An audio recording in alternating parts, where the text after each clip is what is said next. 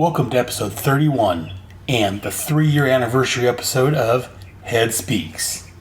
I know the number is not quite right for 3 years for a monthly podcast. I had a few delays, but we're at the 3-year mark. Thank you for joining us. Also, before we get started, I want to dedicate this episode to a great man we've lost recently. I grew up watching the 1966 Batman TV series, and recently we lost our beloved Adam West, who was my Batman. He was the Batman I grew up with. Watching him as an adult, it seems a little more silly, a little more campy than I remember as a kid, but no matter what, he's still Batman. Maybe he's in the great beyond at this point, punching the Joker in the nose with a big old pow. Adam West, you will be missed, sir. Now let's get on with the show. Overture, cut the lights. This is it, the night of nights. No more rehearsing and nursing apart. We know every card by heart. Hello there, true believers. This is Head Speaks, a proud member of the Headcast Network family of shows. As usual, I am your host, Aaron Moss, aka Head.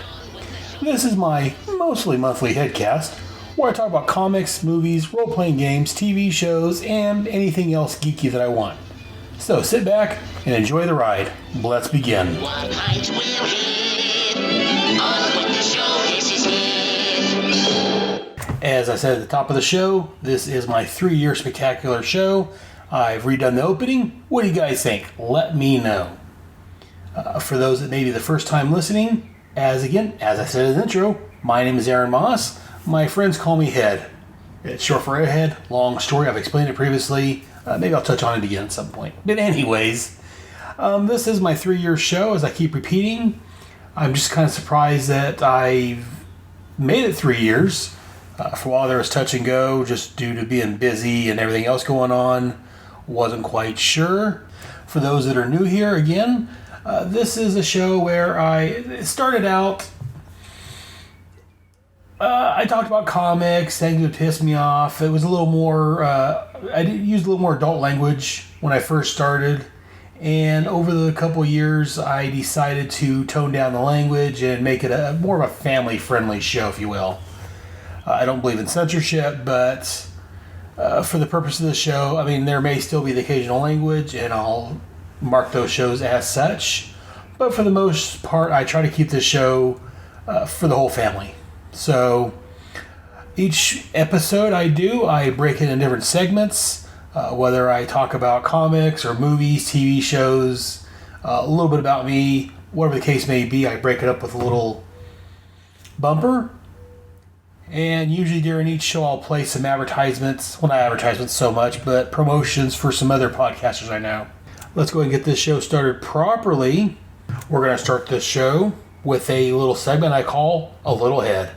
I had a bumper created for this one at one point, but once I decided to make it a more family-friendly show, that bumper didn't work out so well.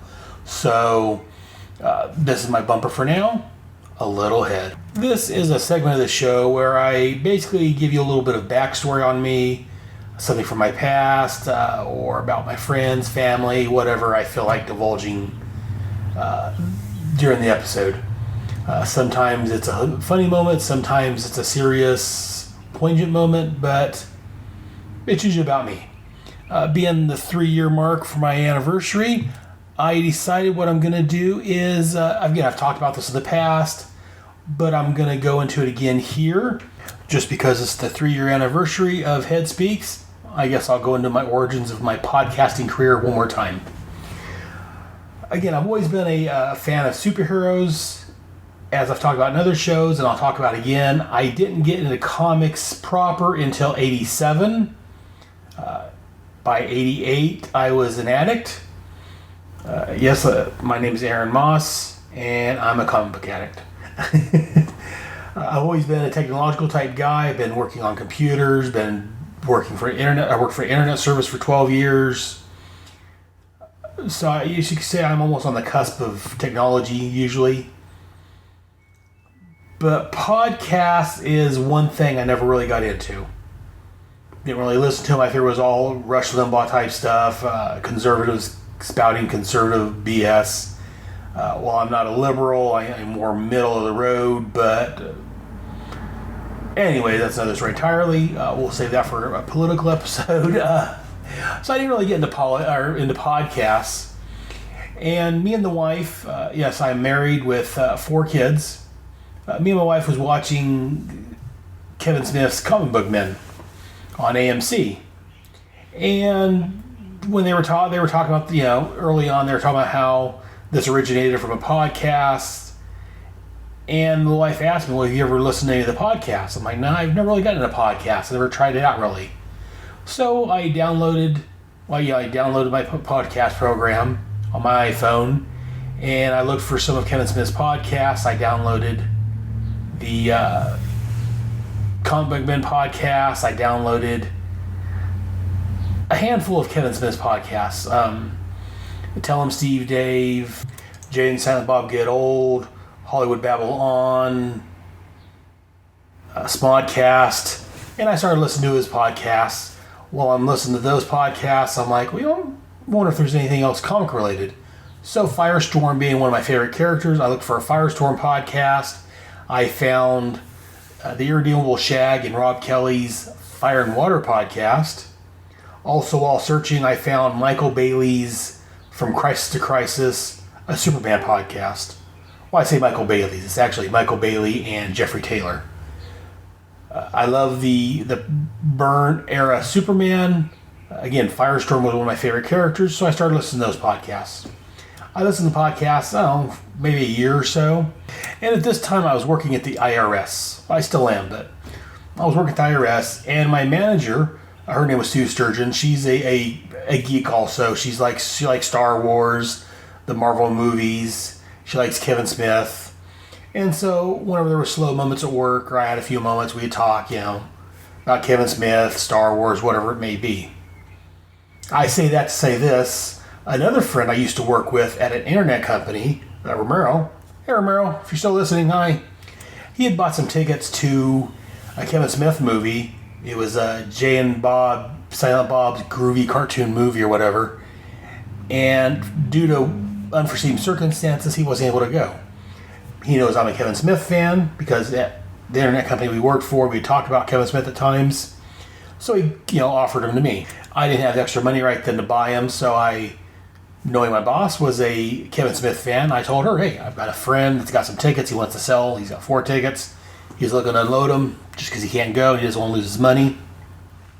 So I was basically the middleman getting the tickets for my boss, Sue Sturgeon. Later on in the week, me and Sue was talking, and Sue asked why I didn't want to go to the show. I'm like, well, I just don't have the money right now. I'd love to go, but money's tight, and I can't afford, to spend the money on tickets and gas up to San Francisco where the show's at and all that. So that's why I offered them to you. And she's like, well, you know what? Me and my husband's going, and my son. We've got an extra ticket. We've got room in our car if you want to ride with us. Since, you supplied us the tickets, basically, you made it possible for me to buy these. I'll give you the 4th ticket if you want to go. Oh, heck yeah. So I went and watched the groovy cartoon movie with Sue and her husband John and their son Eric. And after the movie, Kevin Smith and Jay Muse came out, and they was recording an episode of Jay and Silent Bob Get Old. And basically what this podcast is, as Kevin Smith says, it's an intervention podcast. Jay was heavy into the drugs, smack, heroin, whatever, and to try to get him sober and keep him sober, he helped him start a podcast so he could talk about it. And as he says, if more people out there knows of his problems, there's more people that can help keep him accountable for his actions.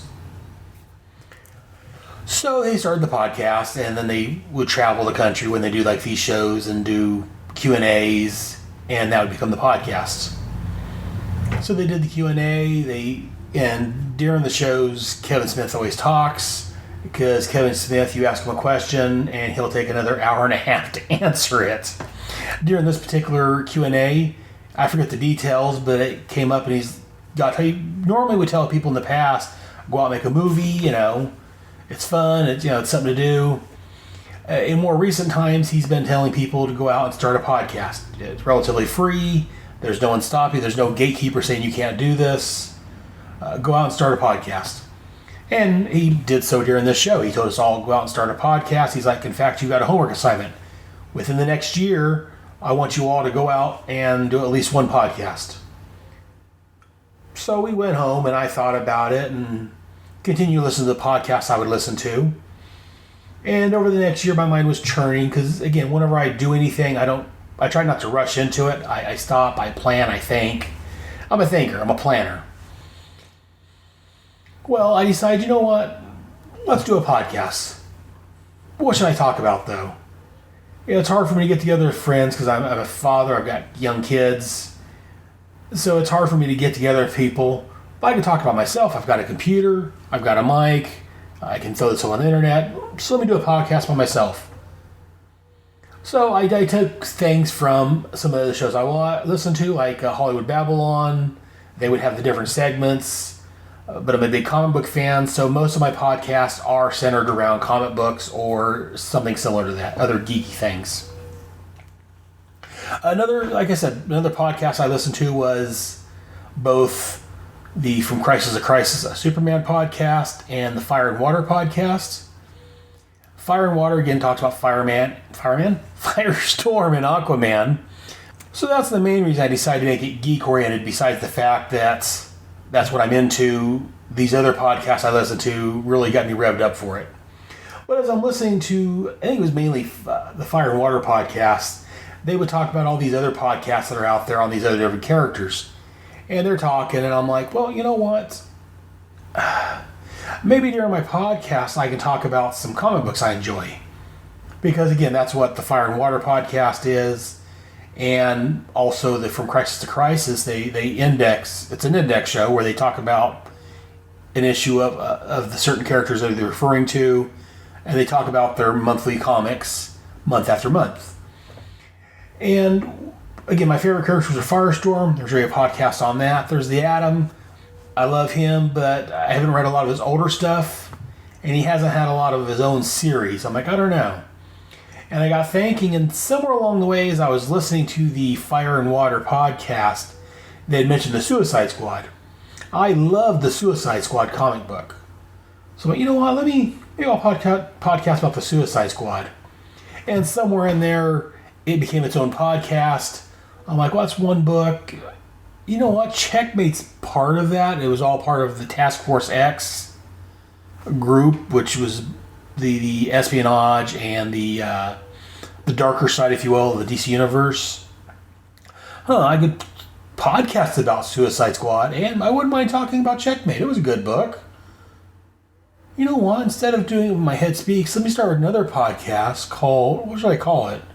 Well, they're both under Task Force X, as I said.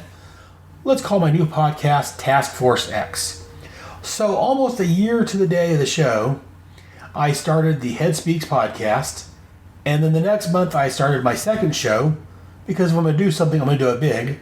I started Task Force X, where I talk about, as I said, both the Suicide Squad and Checkmate. And so for the next year, I ran both podcasts. And as I'm going along, another comic I'm a big fan of was G.I. Joe. So I searched the internet during that time and found a G.I. Joe podcast. And I listened to, it had been going on for several years. So I went through the back catalog of episodes. And I'm noticing, it started out, I think it was a monthly or bi-weekly show or whatever. And I'm looking at the episodes I've got on my podcast program on my iPhone, and I'm noticing that the episodes are getting further and further apart. They start off like monthly or whatever, and then there's a couple months in between episodes, and then 6 months, and then a year. And then I'm noticing there hadn't been another episode for like a year by that point. I'm like, you know what? They only got like 13, 14, 20 episodes in. I forget how many it was. And I'm too lazy to go back and look right now, but they didn't go all the way through the run. I love G.I. Joe. G.I. Joe, as I've talked about elsewhere, is what got me into comics. G.I. Joe was my drug of choice. That's what led one thing to another back in '87. Let's talk about G.I. Joe. So I forget the details. I think I mentioned it on one of the little Facebook messaging groups that I'm with. That I'm thinking about starting a G.I. Joe podcast. And is anyone interested? A guy on there named Ryan Daly, who was doing a Secret Origins podcast and a couple of other podcasts, said he was interested. He likes this G.I. Joe. And also Kyle Benning, another podcaster, he said he'd be interested. So I got together with the two guys and we started G.I. Joe, A Real American Headcast. I'm the main host because I started the show and they joined me from episode 1. A short time later, I was talking with another podcasting buddy, Gene Hendricks, who'd mentioned that he has a friend that would like to join us because he is a fan of G.I. Joe. Gene didn't have time, so he said, well, he's not that big of a fan, so he's like, my buddy would like to join you guys. So one thing led to another, and his buddy Adam Worth joined the show.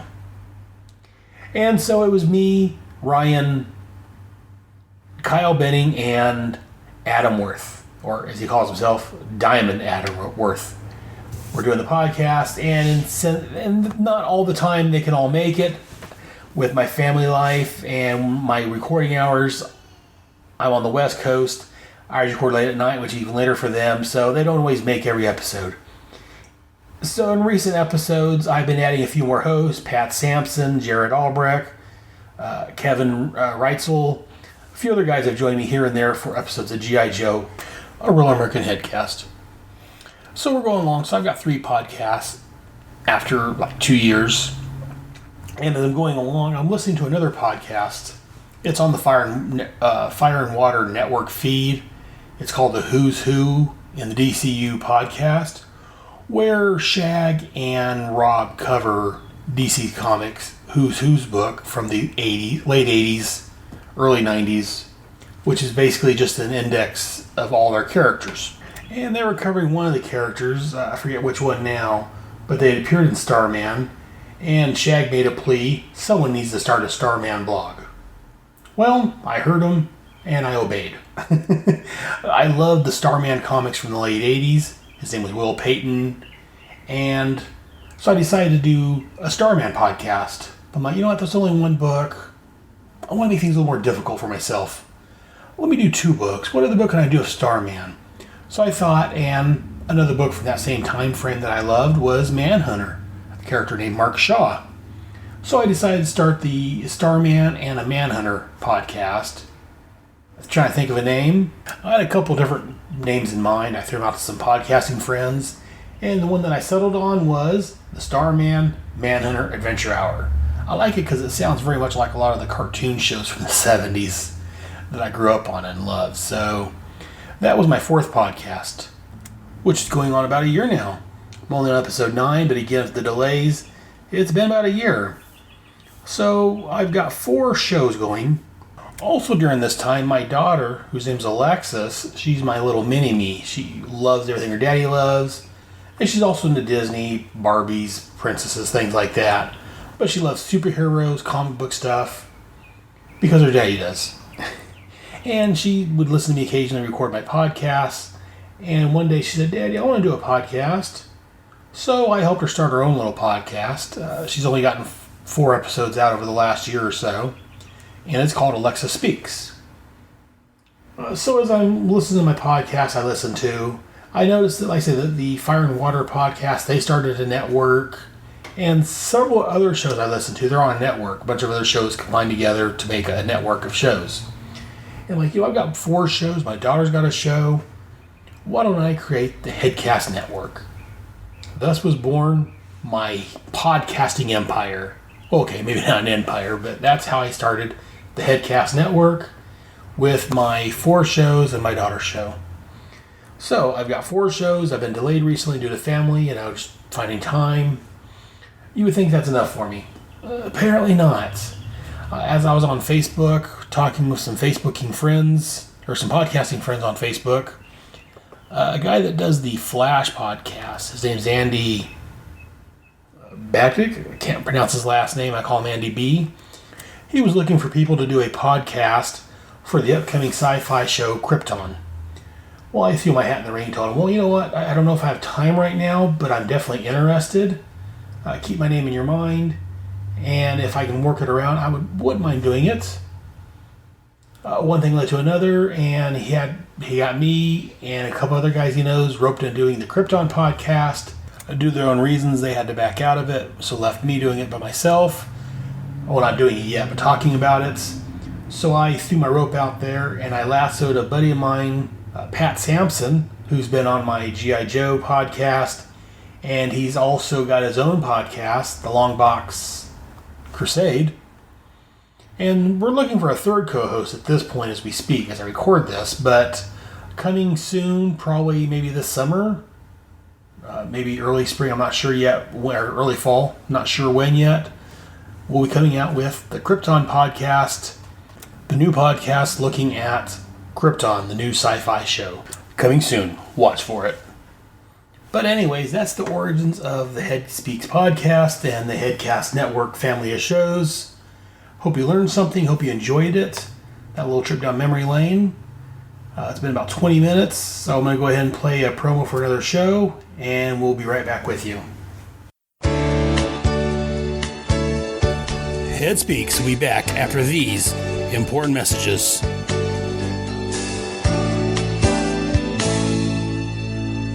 Ladies and gentlemen, the Beatles!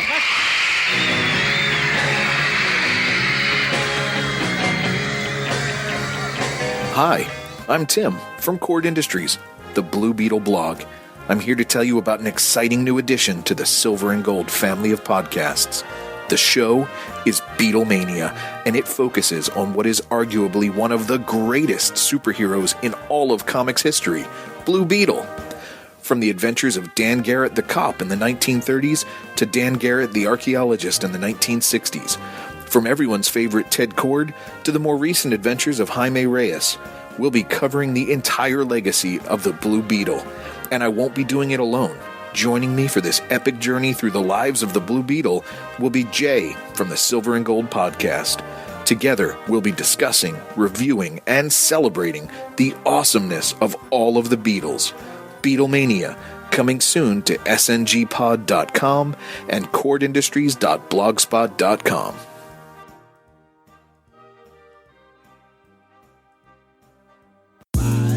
Hello there, this is Jared Albrick, aka The Yard Sale Artist, with a quick podcast promo for my show, Comics with Normies. Here's how the show works. Using my yard sailing skills, I acquire a random comic book from a yard sale. I then give said random comic to a normie. A normie being a person who doesn't normally read comic books. Then, on the show, I'll sit down with the normie to discuss the issue, get a real outsider's point of view, and see what some of the comics that we love, and maybe not love so much, seem like to those normal folks we see walking around on the streets each day. It should be a fun perspective and good for a few laughs. You can check out the Comics with Normies podcast, along with some other fun-filled podcasts from White Rocket Entertainment, on iTunes and at whiterocket.podbean.com. And feel free to join the show using the Twitter handle at Normies Podcast or on Facebook at Comics with Normies. Once again, you can find Comics with Normies on iTunes and at whiterocket.podbean.com. We'll see you there.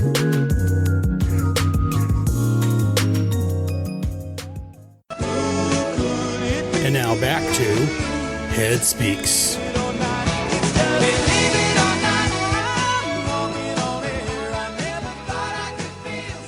And now it's time for...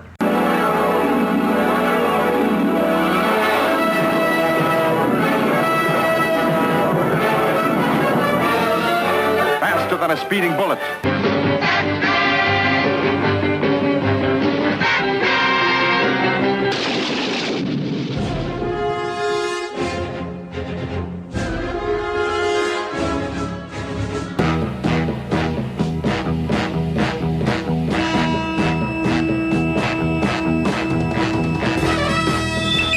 In the great hall of the Justice League, Spider-Man and his amazing friends. the Justice League of America versus the Legion of Doom. This is What's in Head's Longbox? Dedicated to truth, justice, and peace for all mankind. The world's greatest super friends. And welcome back to What's in Head's Longbox. This time out, we're going to take a look at Superhero scientist Ray Palmer, trapped at 6 inches tall in the Amazon rainforest, the Sword of the Atom. well, the next issue, of course, Sword of the Atom, Special number 2. The cover date on this was just 1985, but it was on sale May the 2nd of 1985. The price for this issue was $125. This one here doesn't have any actual story title other than Sword of the Atom. The writer on this is, once again, Jan Strand. The artist, Gil Kane. Letterer, John Costanza. Colorist, Thomas J. Zucco. Editor, Alan Gold. And the cover was done by Gil Kane. And this, too, was also reprinted in the Sword of the Atom trade paperback from 2007. I really need to see if I can get that. I've got the actual individual issues, but I like to have it in a handy trade paperback form. Anyways, onto the story itself. Here's the synopsis. The Atoms relating a tale about how while they were rebuilding New Morlade, they were attacked by warriors on warbirds. These warriors had been attacking other tribes that had popped up after Morlade had been destroyed. They would steal the women and kill the men that tried to stop them. When they attacked New Morlade, they took Lewiathan. Adam questioned the one lone surviving warrior and discovered that their leader, Torbol, has implanted chips in his people that can monitor them and kill them with a small bomb that apparently the wall would steal in a couple of years. For information on what I mean by that remark, check out my Task Force X podcast where I talk about the Suicide Squad that came out a couple years after this. Back to the story. The only reason he can talk freely is that his injuries damaged the implant. If they could destroy the equipment, Torbol's own men would join Adam against him. Then their captive died from his injuries. We get to present time, where we see that Adam has been relaying the tale to his buddy Norman and Paul. Yes, the Paul that Jean was cheating with. Paul then tells his own story. He says that Jean was having Ray stuff moved out. One of the workmen tripped and activated the shrinking ray, which shrunk Jean down. Not sure how to use the machine properly, they decided to hunt down Ray to have him help them restore her to normal. Once arriving in the jungles, they too were attacked by Torbol's men. Jean was captured, and their guides ran away. Paul blames Ray for everything, and of course Ray agrees. He then gives his size-changing belt to Paul and shows him how to work it, just in case anything happens to him. Meanwhile, we cut to the prison where Lewiathan is being held, who at this point is meeting her new roommate, Jean Loring. Ray's ex-wife and the Adams' current girlfriend begin conversing with each other. As Ray, Norman, and Paul are going over plans to rescue their ladyloves, they once again are attacked by the warbirds. Norman accidentally drops the transmitter that they were going to plant on one of the birds, and Paul gets pulled overboard by one of the birds, shrinking down in the process. Not able to defeat the Pinkskins, one of the warriors calls off the attack. Torbol, meanwhile, is watching this, and he detonates the bomb in the man's head that called off the attack without the orders to do so. He then goes to the cells to examine the wild women that were brought in. As one of the guard takes Lewiathan to get cleaned up and brought to Torbol, we go back to Ray and Norman discussing a Sectilian detector that Ray had used to find Old Morlade. Ray has an idea of how to use this device to locate the belt and in turn his friends. After finding Turnbull's castle, Adam and Voss dress as warriors and infiltrate the stronghold, leaving Norman as backup. Once inside, they get stopped as one of the guards notice that Adam is a pinkskin and in an area that he shouldn't be in. Once him and Voss are scanned, the guards discover that they don't have a chip in them. The two men are exposed and are taken to Torbol. Meanwhile, by shrinking down, Paul is able to sneak into Jean's cell. He then shrinks them both down to help escape her cell. As they make their exit, they're stopped by several guards. Paul then sets the belt to enlarge and starts growing bigger and bigger, crushing the walls and ceiling. Back in front of Torbol, he's laying out his plans to Adam. He informs our hero that once he starts his breeding program, everyone that is born will have an implant. He'll be able to see through everyone's eyes. Adam knocks Torbol back in defiance, which unfortunately allows Torbol to reach his machine, turning a switch, causing everyone to enter a murderous rage and attack the Atom. Ray Palmer throws an axe into the machine, destroying it, and Torbal's influence over the populace. Ray again knocks Torbal down, which now allows Torbal to be within grabbing distance of Lewiathan. Torbal pulls a knife and puts it to the princess's neck. Before he can cut her throat, the floor starts cracking as Paul comes busting through. As Torbal tells his people to kill the giant, Lewiathan smacks him upside the head with her chains. Ray and everyone else walks away, leaving Torbal amongst his ruins, ranting about how all traitors deserve death. At this, one of his ex-guards shoots an arrow through his mouth, killing him. Jean and Paul head back to America, where Jean discovers that Paul still has Adam's belt, and he might use it again one day. Back with Adam and Lewiathan, she's informing him that Jean kept talking about her lawn back home and how she thinks that she'll have Jean send her one. The story ends with Adam carrying Lewiathan off into the sunset. The end. And now for my thoughts on this. As usual, we'll start off the cover because the cover is where you start. We see the title, The Sword of the Atom. On the cover we have the Atom in his Sword of the Atom garb, holding up a sword, getting ready to strike at one of the warriors on the Warbirds. Again, as usual, a great cover. It kind of tells us what's going on with the story. We get a little bit of the jungle behind it, not much. It's a good close-up showing the bird and the warrior coming down, attacking Adam. Like I say, Adam's got a sword raised, ready to swing down at the warrior that's attacking him. And I like the way the story actually starts out. Adam's looking at us as he's staying on a piece of equipment of some sort. And we find out, as I talk about in the synopsis, we find out later he's telling the story too, but the story starts out like he's talking to us, so it makes you feel more like you're a part of the story because it feels like Ray's talking to you and telling you what's going on. And like how Ray says that, after Morlade was destroyed, they broke into various various tribes. And he talks about how, these people used to live in a city, even though they're in the middle of a jungle, they were in a city, and now they're actually living out in the jungle, surviving in the jungle instead of being city folk, as it were. But also, it would be true that after, banding together originally, living under the tyranny that they experienced under Kalak and Dagaris, they would be a little hesitant about all banding together and possibly having something like that crop up again, having to deal with that whole tyranny again. So it would make sense that they'd be hesitant to all live together like they used to. Then we move on to page 4, where Adam is talking about how they attacked New Morlade, and even though he had told Lewiathan to stay inside with the rest of the women, she came out and attacked anyways. And that's a very, I don't want to say chauvinistic way to do it. Lewiathan, you have to stay inside with the rest of the women. Let the men handle this.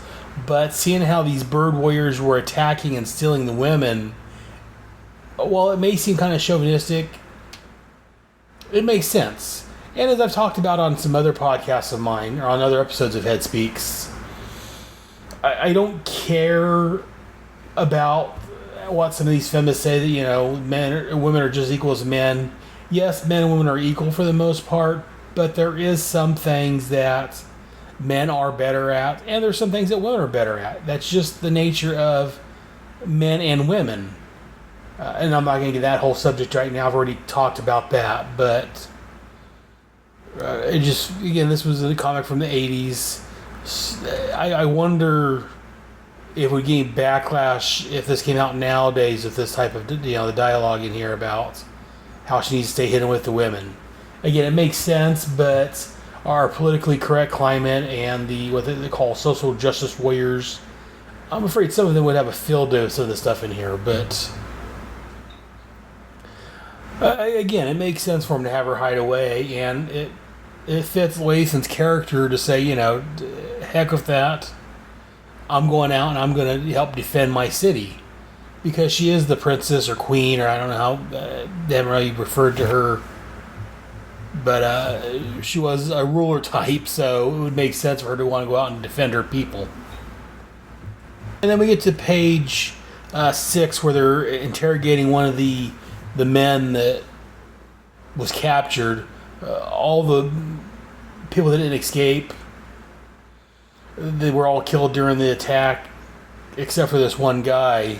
But he was severely injured, and he tells a story about how Torbull, their leader, has chips or something implanted in their head, and cause with a small explosive charge. One of my first questions about this issue is I don't know where Torbull got the equipment, the explosive, and the ability to. And again, these aren't savages; they're aliens, as we found out. I think it was the first or second issue of the Sword of the Atom miniseries that crashed on Earth. So it's just they're living in a jungle. And from everything I've seen in the Sword of the Atom miniseries, it didn't seem like, I mean, yes, they had a city and they had a few, but it wasn't very technologically advanced. So I don't know where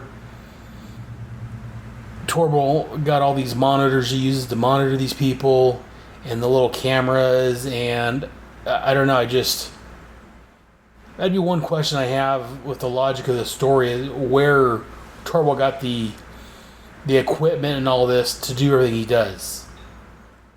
My second question, as I hinted about in the synopsis, I wonder if Amanda Waller stole his idea for the Suicide Squad, implanting little bombs in her people and so she can blow their head off if they don't listen. But but I do like the fact that this guy they captured, he's glad to be free. I don't know how, and again, Torbull must be very charismatic, because, I mean, to get these people willing to put these chips and these bombs inside their head, unless they didn't realize it was a bomb to begin with. I don't know how that worked out, how he convinced them to go along with all the surgery to implant the stuff in their head. This guy seems very much happy that he's going to be free of Torbull and his influence. So I don't know how. Again, it's just the logistics behind Torbull implanting all these people and how he got away with it, how someone didn't, realize, what the hell are we doing? Let's stop doing this. But again, it's one of the things you have to accept as part of the premise of the story, I guess. I don't know. I guess you just have to accept it for the premise of the story. Because he says, if you could free him from his control, his people would be willing to side with Adam against Torbull, but they were willing enough to begin with to get the implants. I don't know, just a little odd. And then we get to page 7, and we find out who Adam's talking to. He's talking to Norman Brawler, his friend, and Paul Hoboken, again, the guy that Jean basically left Ray for, even though I guess Ray left her when he went to the jungles. But anyways, I've already talked about that whole situation. I'm not going to get into that right now. But find out that Paul and Jean got married, and right after they got married, Jean was dismantling his lab back at the university, and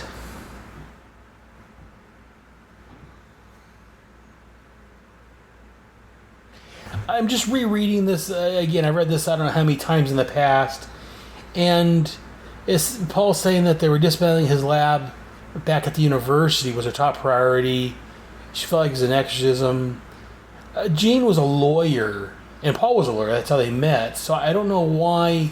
And again, this would be my next issue of this book, the story, is that I don't know, since she was at the university, it says, I don't know why she was there while the dismantling was going on. I mean, she could have asked for anything that belonged to her or that Ray left her. As she's talking to him, she says, that's the last of the stuff the university paid for. It goes in the basement. As for the rest of it, junk, sell it for scrap. I don't care what you do with it, but get it out of my life. This may be a problem with the story. And again, it's not a huge... Because again, I first read this story, I don't remember, 20, 30 years ago. And I've read it several times since then. And again, with my podcasting goggles on for reviewing it, something strange, as I mentioned, has jumped out at me that, she's at the university overseeing the destruction or dismantling of the lab. And again, there's nothing that she really wants. She tells them to junk it, scrap it, whatever the university doesn't want, because the university paid for it. I don't know why she would be there other than just to be into the middle of everything. I mean, that's bothered me now that I really noticed that and paying attention. It's settled in my head. If she was that eager to get rid of it, she should have just left well enough alone and said, university, you can do what you want with this stuff. I'm out of it. Of course, again, if that would have happened, the story wouldn't have happened, so we're here for plot contrivance. So, again, I don't want to make a big deal about it, but I am, because that's what podcasters do. And the second issue with this whole scene is they've started dismantling the equipment, but they didn't unplug everything. They left the machines plugged in, it sounds like. So not only they left the cords plugged in, someone actually bumped into one of these workmen bumped into the switch that turns it on, and Jean happened to be standing right in the way of the beam. Again, I know it's story contrivance, and that's the way a lot of these stories have to happen. It's got to have that story contrivance for it to move on and to get where it's at. But it's just a little, Jean's at the university overseeing something that she's not really responsible for. She happens to be staying right in the right spot. They didn't unplug the equipment before they started undoing everything. Again, I love this story, don't get me wrong. It just, as I'm reviewing this as a podcaster, some of these little quirks on it just jump out at me. So as I talked about, due to a bunch of different contrivances, Jean was shrunk down, and they get us to this point in the story where Norman and Paul and Jean go looking for Ray, because again, they don't know how the equipment works, they're afraid of messing anything up. So they have to find Ray to enlarge Jean again. And here on page 9, where they're telling the story about how they were searching for Ray, and they were attacked by the Birdmen, and the Birdmen steal Jean. It looks like the color's messed up or something, because as the Birdman steals Jean from Paul, it looks like she's almost nude, or maybe in her bra and panties. And I'm sure it's just a coloring mistake. The last time we see her, she's in a purplish mini dress thing. Actually, I think it's just a coloring, because I'm not quite sure. On page 7, when they show her dress, and the top of page 8, her dress is green. And then here at the bottom of page 8, when she's shrunk down, sitting on Paul's hand, it looks like it's almost a red or a purple or something. And then when the Birdmen attack here on page 9, it's flesh tone. So I'm sure it's just a coloring mistake, but again, Jean, she's 6 inches tall, but as our buddy, the irredeemable Shad, would say, she's hot. But enough about the nearly naked Jean. So the guides ran off after Jean was snatched, leaving Paul and Norman alone, not sure what to do until Ray showed up and told him a story, which just brings us to the present time. And so after Paul relates his story, he proves he's a scum-sucking lawyer, and he starts going on a tirade against Palmer, telling him that he holds him responsible. If it wasn't for his insane preoccupation of shrinking things, Jean wouldn't be in this fix. He said, I know you're a local hero in these books. I read Norman's books. I know you defeated Daenerys and saved Lathan's people. But in real life, it stinks. Your adventure cost you a marriage. Now, just when your ex-wife's on the verge of a stable, happy relationship, your experiment's taken it away. It may have cost you his life, her life. And Ray takes it. He says, I get the point, Paul. You're right. That is my fault. Sometimes the belt's like a magic pistol. Whoever wears it demands to be used. I'm going to take a break right here, and I'm going to do something that Ray's not doing and stick up for him. Yes, Ray's heroing helped destroy their marriage, But again, to have a good marriage, it's a two-way street. To destroy a marriage, one person can do it. But again, as I talked about back when I did the miniseries, Jean knew what she was getting into. Again, if she... it just bothers me to put all the blame on Ray. Because again, Jean knew that he was a hero. She knew he was the Atom. It was exciting. It was fun until it wasn't. And then she got bored with it. And instead of talking with about it, instead of, trying to work things out, she goes and she screws Paul behind Ray's back. In my book, as I talked about during the miniseries, especially that first issue, Jean's just as guilty as Ray is on destroying their marriage. And part of my, I don't want to say anger, because it's a comic book, but I do get a little annoyed at Ray taking the fall for this. And it may be having to do with me being divorced at one time. So I can see where Ray's coming from. Again, it's not all his fault. And as far as Jean being shrunk down, again, unless the story missed something that told us why, she was at the university overseeing the dismantling of Ray's project. Not that she wanted anything from there. The things the university didn't want, she said to get rid of. But why was Jean there? I mean, well, here's his lab. If case someone from the school couldn't show him, okay, I'm out of here, and leave him to it, because it's... I don't know, again, it was the university that bought the stuff. It was at the university. Unless I'm missing something, and maybe there's something in the old Atom stories that I haven't read that explains why Jean would be there. Jean had no right to be there bossing people around. If she'd let the university take care of the university stuff and she stayed away, she wouldn't have been there to be shrunk down.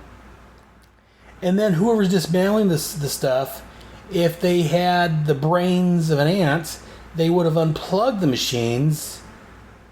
And again, maybe it didn't run on electrical power like that. Maybe it had some of its own internal power.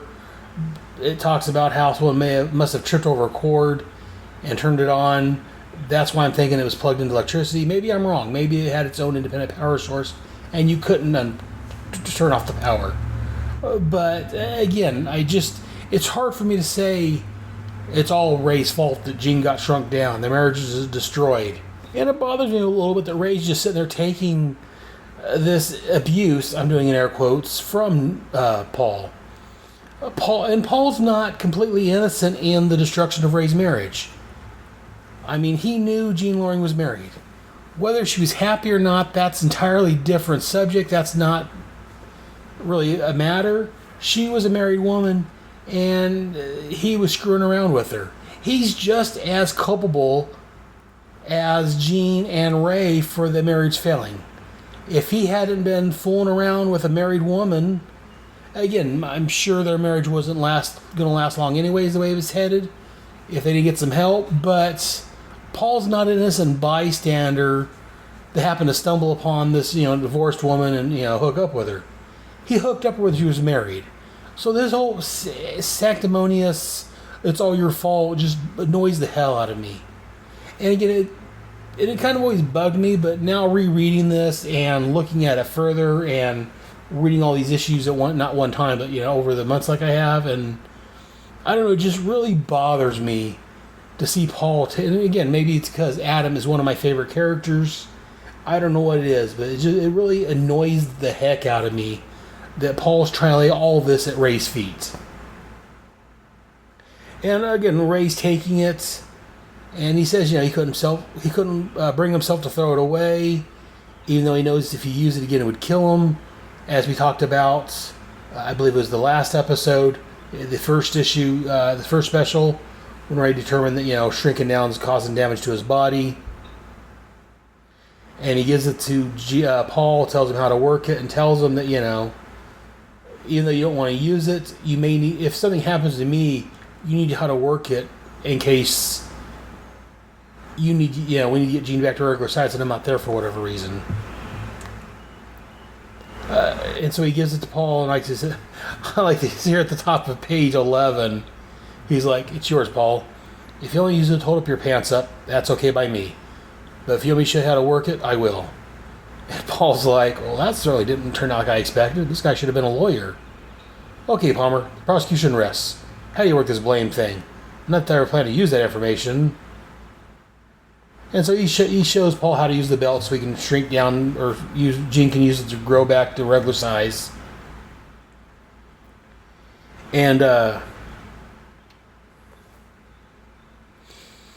don't know, maybe Ray, again, if it had been me instead of Ray, I would have went off on Paul like I went on, was talking to you guys about this, about how it's not all Ray's fault.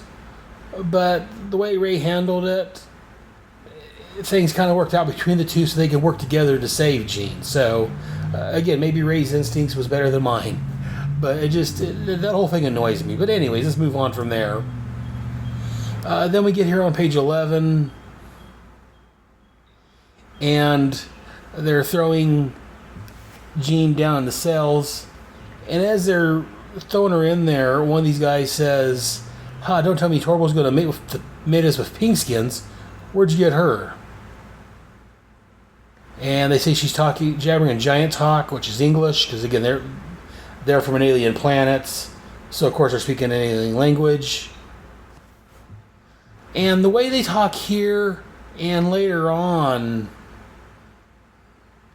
they're throwing the cage, and one of the guards saying, Torbal must be crazy taking this one. Who'd want a pigskin for a wife, especially a wild thing like this? And they talk like they've had experiences with regular people before, or as they call them, pinkskins.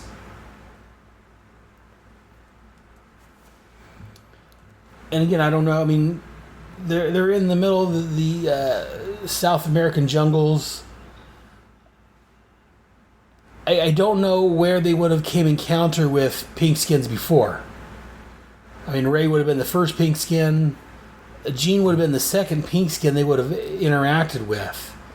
But again, here, and I think in a few pages here more, they make a comment about like pinkskins, they deal with them all the time. So I'm just, again, another little quibble with the story, that where do all these pinkskins they seem to be dealing with coming from?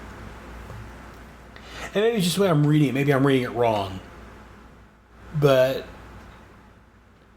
he doesn't say, Torbal's going to mate us with a pink skin. He says, don't tell me Torbal's going to mate us with pink skins. Like, maybe there's more of them out there. So I don't know. Maybe there's another branch out there of humans that are shrunk down. I don't know. I don't quite know.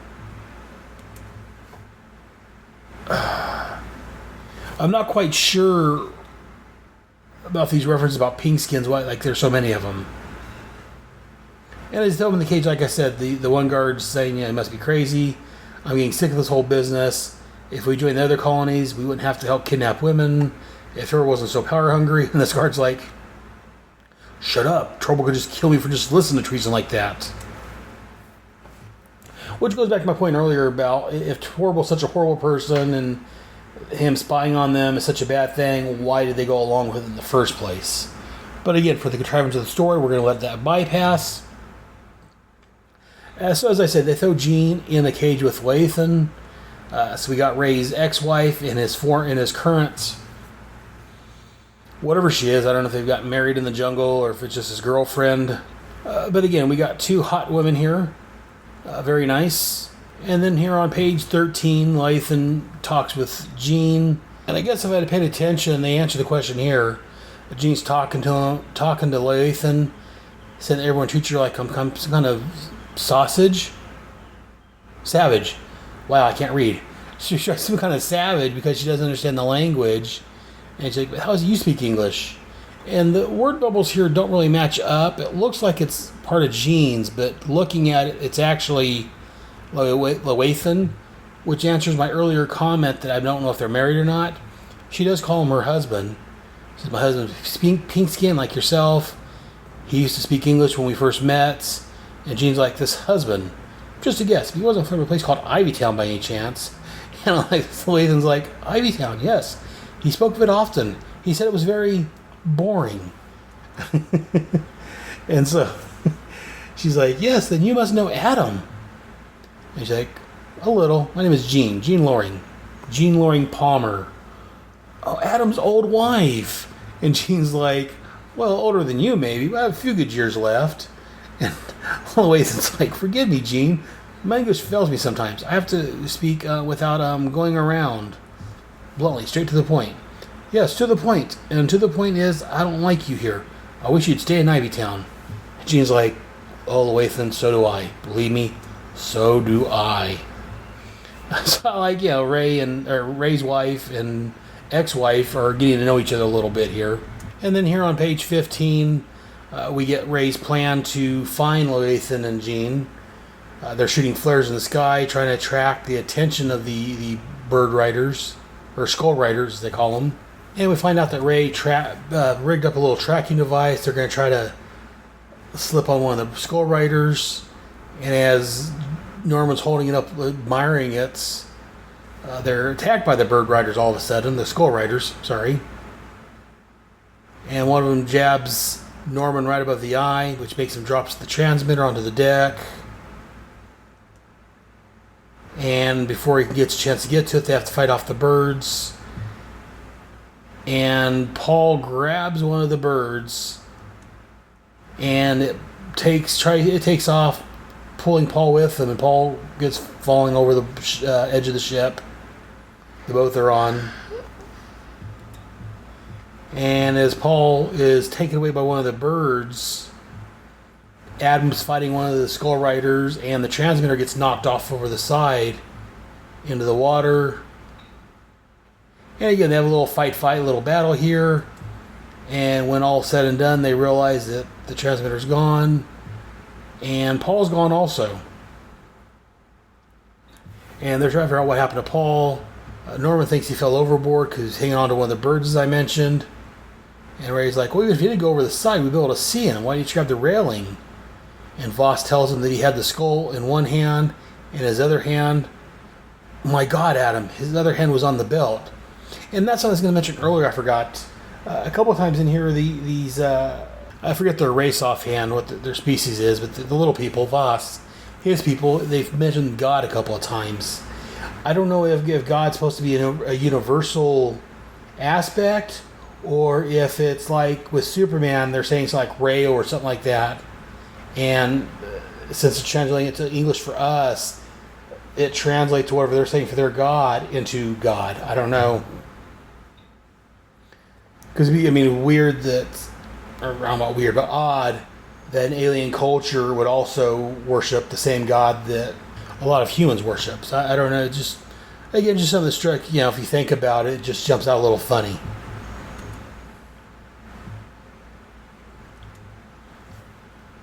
And then we go back to, on page 21, we see Torbil watching the Bird Riders return, and he's watching the attack. He saw them break off the attack without being told to.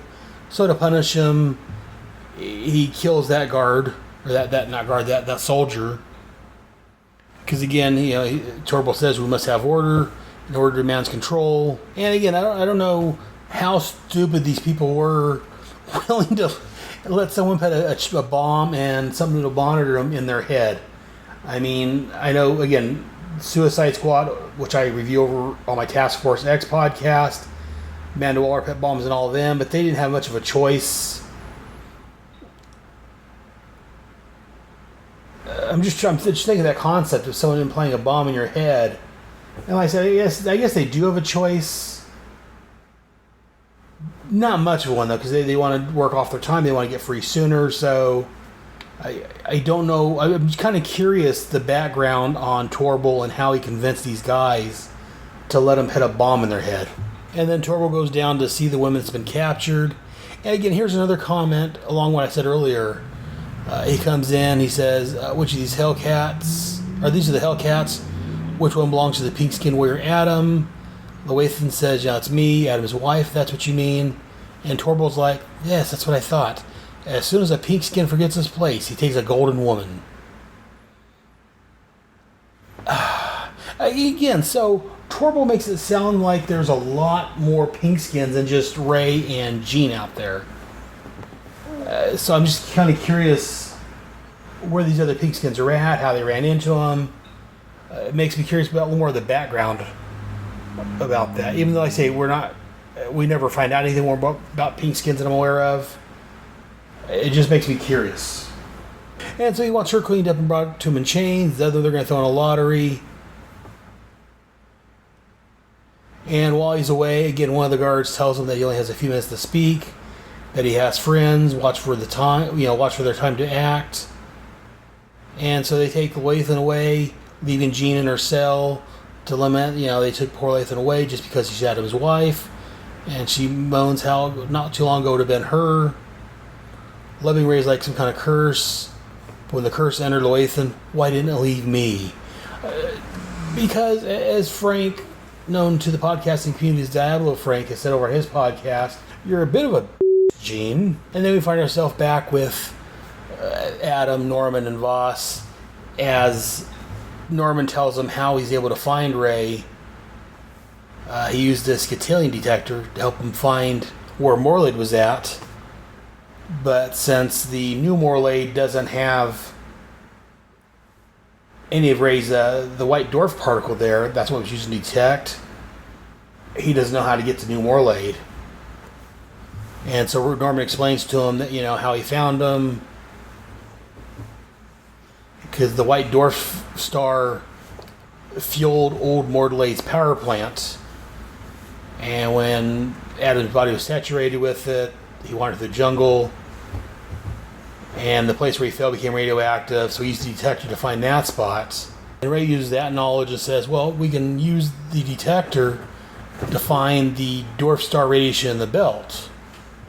So they can use this to find out where Paul went to, which would be the Skull Riders base. So we cut to page 24 where they've arrived at the base of the Skull Riders, and Ray and Voss dress up in Skull Rider outfits and break in or sneak in. And here at the bottom of page 25, I said about halfway down, they're trying to sneak in. As they're sneaking in, Voss tells Ray to keep his pink chin down. And as they're coming in, one of the guards stops him and says, "Halt, Pinkskin, you're in violation. The sector is closed to your type. You Pinkskins are getting harder to handle every day. We keep passing laws and you keep breaking them, huh?" He checks their implants and he finds out that their implants aren't working. When they look, they find there's no scars, which means they're not a citizen. But that's all fine. My question at this point is, again, as I mentioned earlier, this is another comment being made that apparently there's a lot of Pinkskins around. Or if not a lot, at least there's more than just Adam and his wife, or ex-wife. So, again, I'm curious where these other 6-inch high Pinkskins, which I'm assuming are humans, came from and where they're at now, because we don't see any in this story. So it makes me question where these other miniature Pinkskin, as they call them, are coming from. Who they are, why they're... Because I thought that, and maybe... And again, I've never really thought much about it reading this in the past, but with my podcasting reviewing goggles on, it just makes me wonder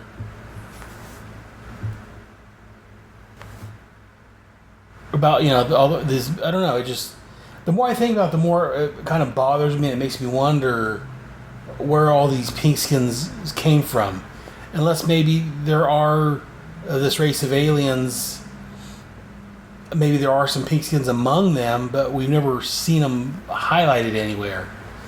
And Jan Strand, the one that wrote this book, wrote the miniseries. So I don't know, just a little bit of a continuity glitch, if you will. A little story glitch there that kind of bothers me. Especially the more I read it, the more I think about it, it makes me wonder. But moving on from a little glitch there, we get, like I said in the synopsis, Paul shrinks down really small and sneaks into Jean's cell. And so one of the guards is feeding her a bowl of, I don't know what it is, soupish type stuff, maybe some bread. And as Jean picks it up, she's like, "Hey, there's something crawling around my plate. What's that supposed to be? Extra protein?" So it's kind of funny that she can joke around at a time like this. And Paul starts talking to her, and that's small. She can't make it out. She hears a little man talk to her.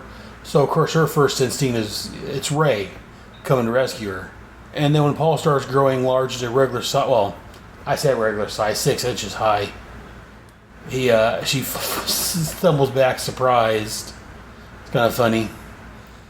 And he makes a very good point here that when she's talking to him, he tells her that her voice, when he's that size, sounds like a low-flying jet. I never really thought about that before, but yeah, I guess if you're close enough to someone that small, if you're talking like an ant, because that's kind of the size he was, it would be really loud to them. Just like someone that small talking would be really low. And as Paul's trying to rescue her, he's telling her how he got in there. He shrunk down to really small, and was jumping from person to person like a flea. And then he makes a comment that this size changing stuff could be habit forming. He goes on thinking about what a lawyer could do with it, eavesdropping in the judge's chambers, and she just turns her back to him and is like, I don't want to hear it. Because again, she's lived with the atom for all these years, and she blames the atom and the whole size changing thing for everything. So, of course, looking at it from her point of view, yeah, she wouldn't want to hear more about size changing adventures and what she could do with that belt, because again, even though I think she's wrong in her thinking, but in her mind, that's what ruined her marriage, that's what caught her in this position. So again, coming from that angle, I could see why she would be upset and wouldn't want to even entertain the idea, even though, again, I think she's wrong. And as they're escaping, Paul's explaining the plan about how he can trick him way down, and if anyone sees him, he disappeared. And Gene smarts off, oh yeah, real slick. Did you think that by yourself, or did Ray help you? And he's like, I don't know, honey. If I didn't love you so much, I think you might have a real attitude problem. And again, she explains that, the shrinking is like a roller coaster fun the first few times, but after the 50th ride, it just makes you sick. And again, as I said before, Diablo Frank, if I remember right, when he talked about this on his podcast, he had a term for her back then, and I think it still applies. Again, like I said it earlier, she can be a bit of a... you better watch it, Paul. You're in for some real trouble with that one. But anyways, what's done is done. As they're trying to escape, a guard sees them, and Gene tells him to shrink down, and Paul's like, I've got a better idea. And as he starts growing, he's like, buzz off, shorty. Restaurant's closed. And he's growing bigger and bigger. And as more guards come, he tells her to get underneath him that his body protect her, and he starts growing larger and larger, trying to break the place apart. And as he's growing, we cut to the throne room, as I talked about, where Adam and Voss is facing down a Torbil. Loathan's sitting there in chains, looking kind of like Princess Leia from Return of the Jedi. And again, looking very hot. That's another story entirely. And again, Torbil makes another comment here. You have your nerve, Adam. You, a pink skin, trying to pass one of my skull riders? I'd laugh at the thought if it wasn't such an insult. And here's the name of their planet, Cathara.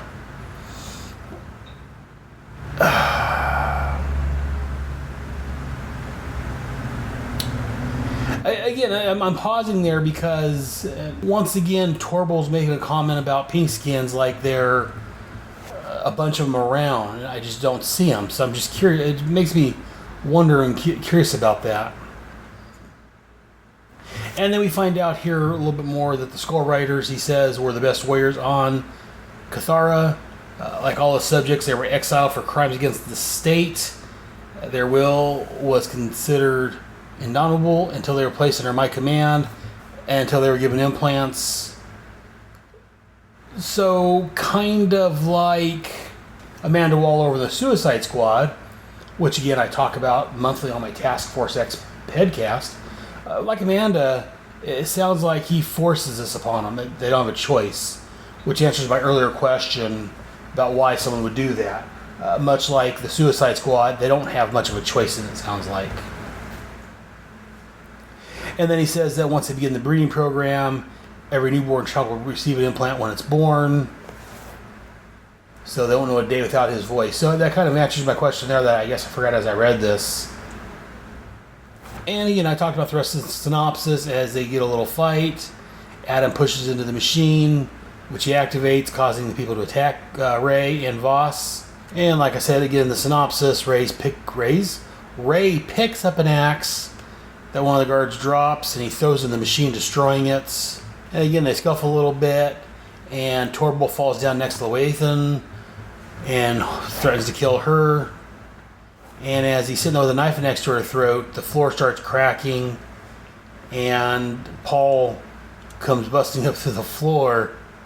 And I like this. He comes busting through the floor. He's like, and not a moment too soon. From the look of things, give me a hint, Adam. Whom do I squash first? And Torbull's like, no, this isn't possible. Defend your master. Spear the giants.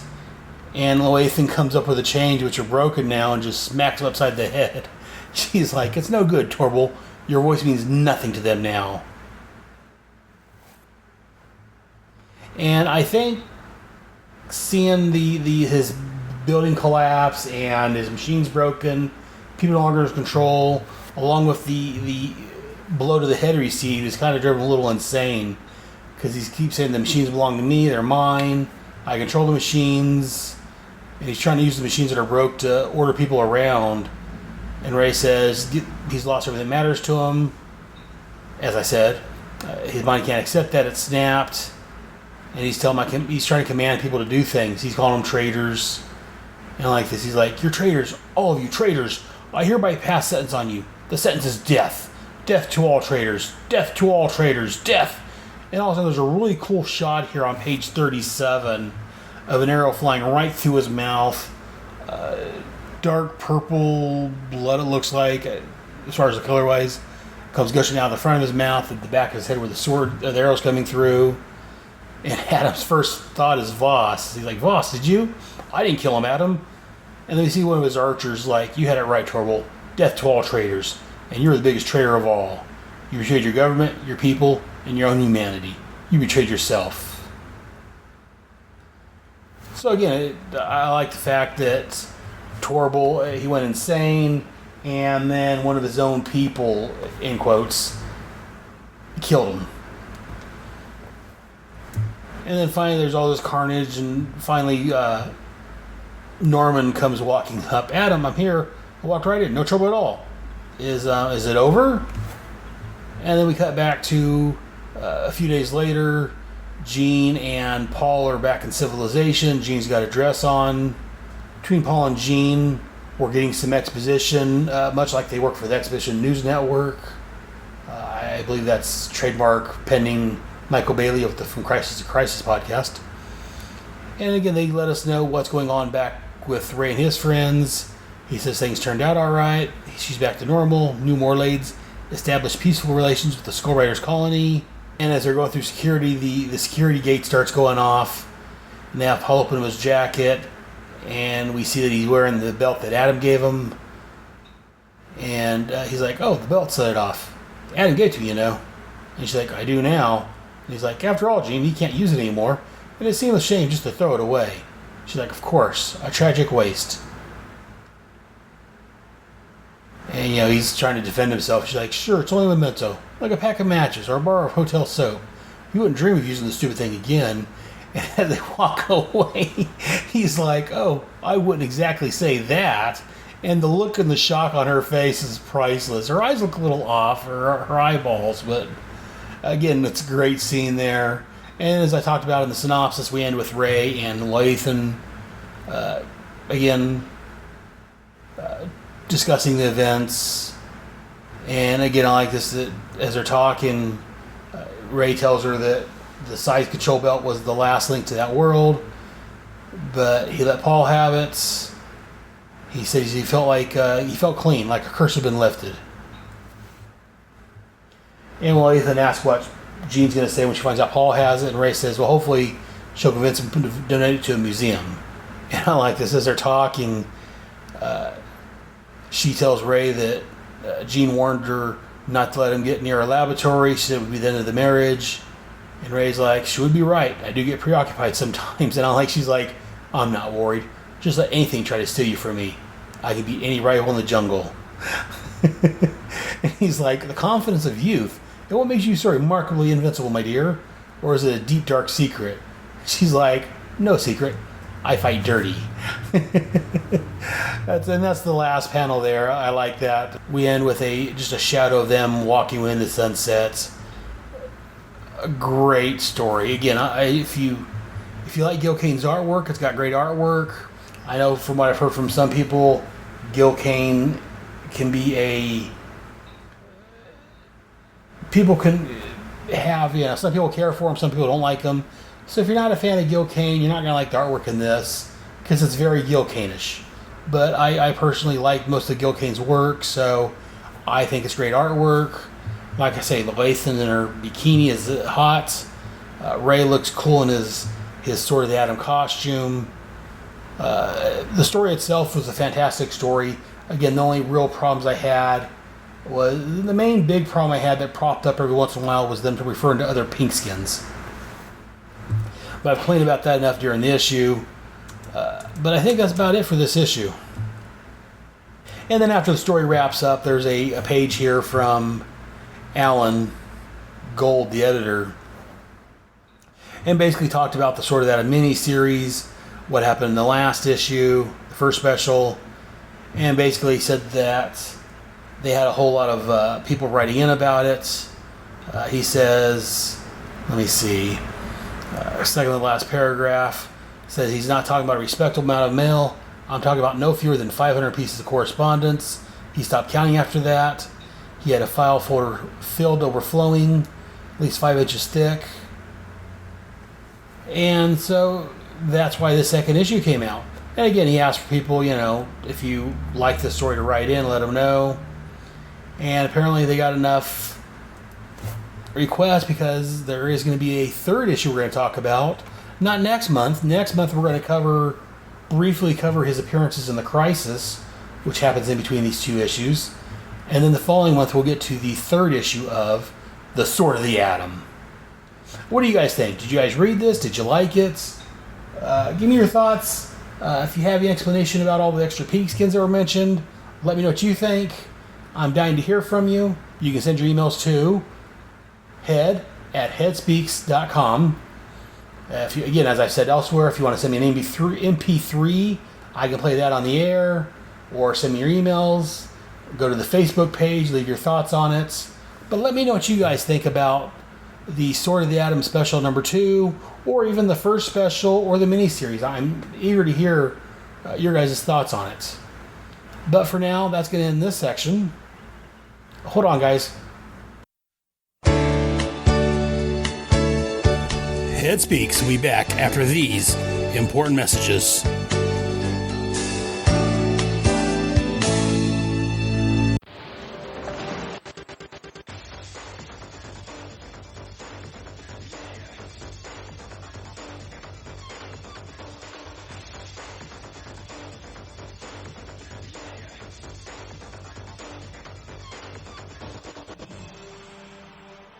A secret governmental organization operating behind the scenes.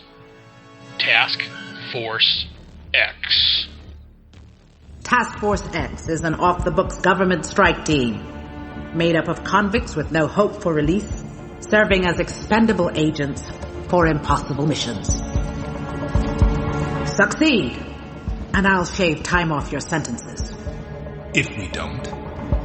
You'll be dead. Any other stupid questions? The Suicide Squad, ran by Amanda Waller. I'm Amanda Waller. I'm here to indoctrinate you convicts into our special forces. And there's Checkmate, ran by Harry Stein. This is the tales of DC Comics, Suicide Squad, and Checkmate. Mostly monthly from Headspeaks. Available on iTunes under Task Force X, and under Headcasts over at headspeaks.com. We can also be found on Facebook and Google Plus under Task Force X. Task Force X. Check it out, or you'll answer to the wall. Nobody screws the wall!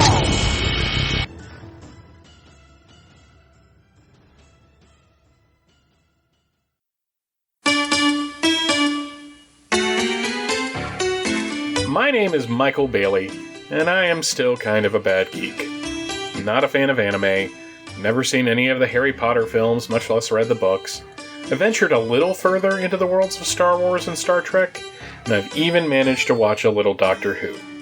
I've also managed to not watch a single episode of The Walking Dead. So what do I like? Comic books. I have been reading and collecting comic books since 1987, and I've been a fan of superheroes for as long as I can remember. Some would consider this a hobby, but I prefer to look at it as what it truly is, a crippling addiction that I may never recover from. Back in 2007, I started a podcast called Views from the Longbox to deal with this borderline personality disorder. Every week or so, I pick a particular comic or issue or character or whatever to talk about them, and then, well, I talk about them. It's kind of what a podcast is. Sometimes I'm alone. Sometimes I'm joined by my semi-regular co-hosts, the Irredeemable Shag or Thomas DJ, and the permanent semi-regular co-host, Andrew Leyland, and sometimes another friend from the podcasting and comic book world stops by to chat. The show is located at www.viewsfromthelongbox.com, where you can find old episodes and show notes and links to my other internet endeavors. You can also find the show on Facebook, and I'm on Twitter under the handle @Bailey's Podcasts. Views from the Longbox, a podcast about comic books or a desperate cry for help. You decide. Every Tuesday, or so, at www.viewsfromthelongbox.com.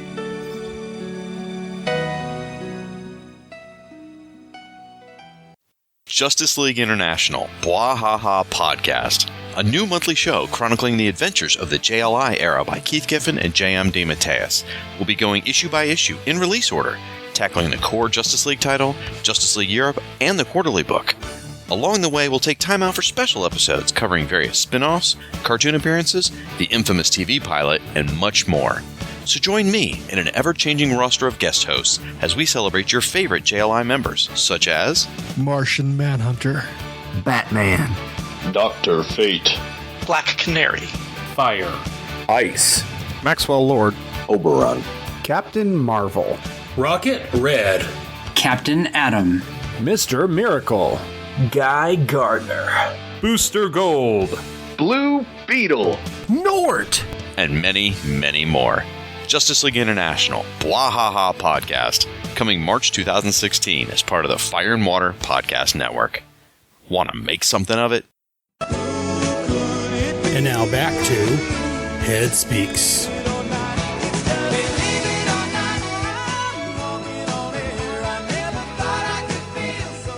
And now I present to you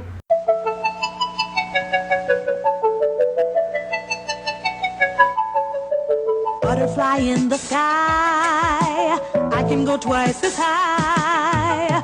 Take a look, it's in a book, a reading rainbow. Who can read on the run and have lots of fun? Speed reader, speed reader. Who can do a handstand and read everything on the newsstand? Speed reader, speed reader. Speed reader. Who can run forward and back and read everything in the stack? Speed reader, speed reader, speed reader, speed reader. And here he comes, Ganal! Head and Head's Bookshelf. Today we're not going to have a full-blown review. I'm just going to briefly talk about a series of books I'm currently reading.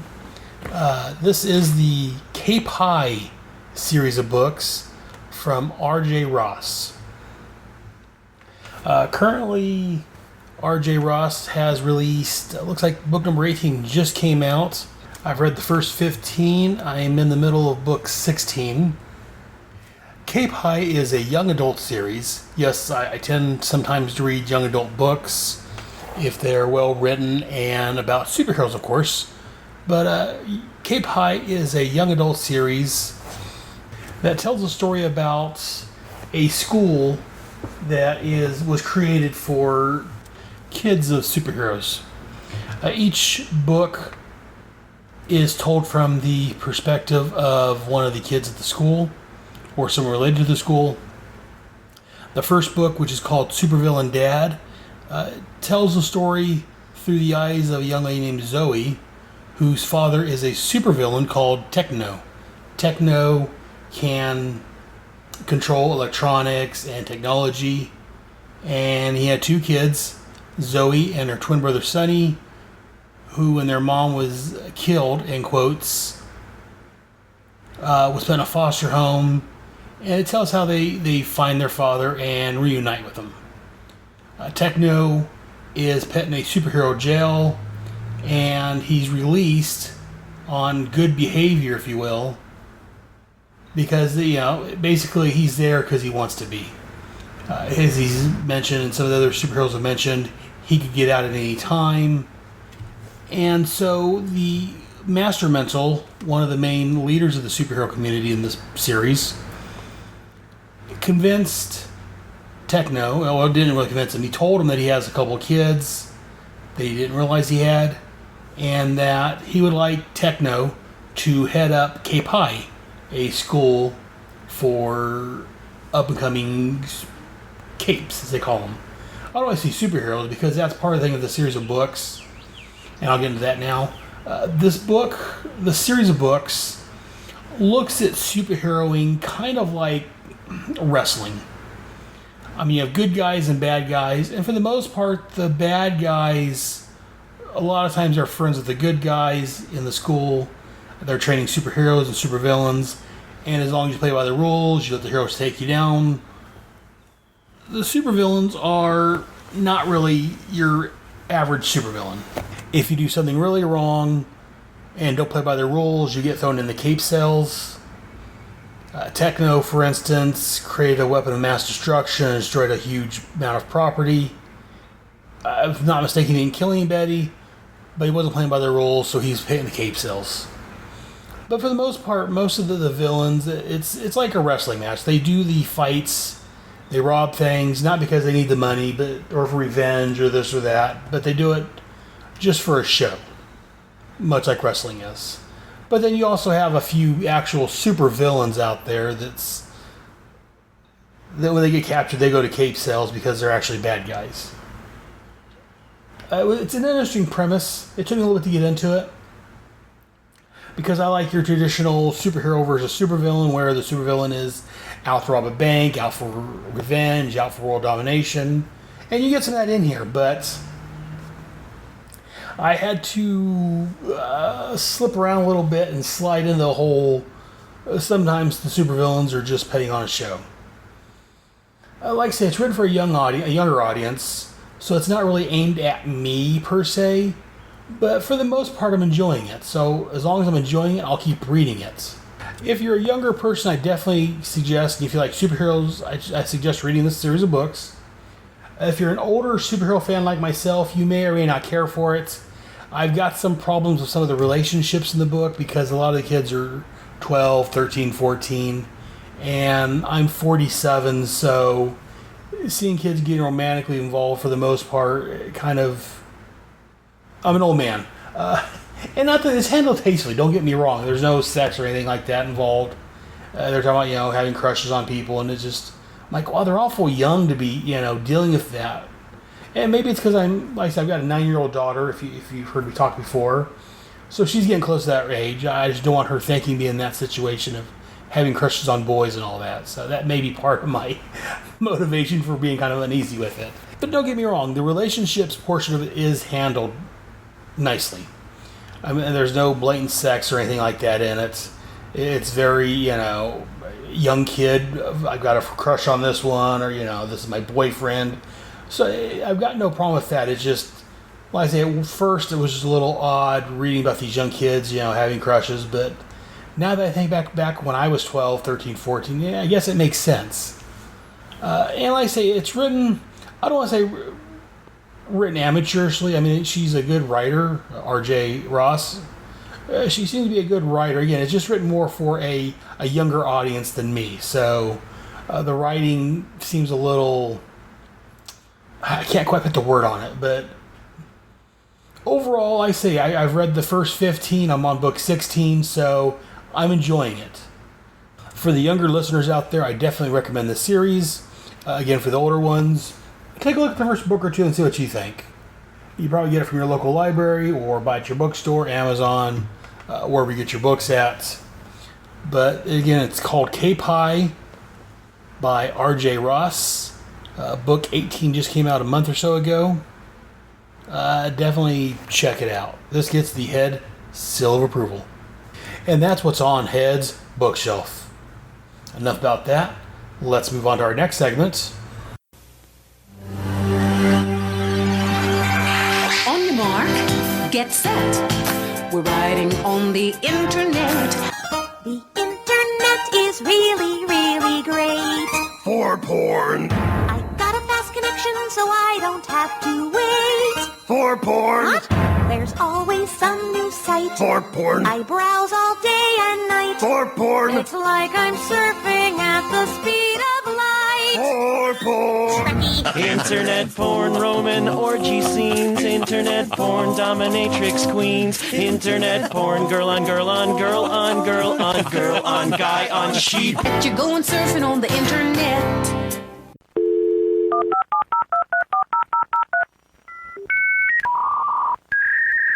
Where is Head going?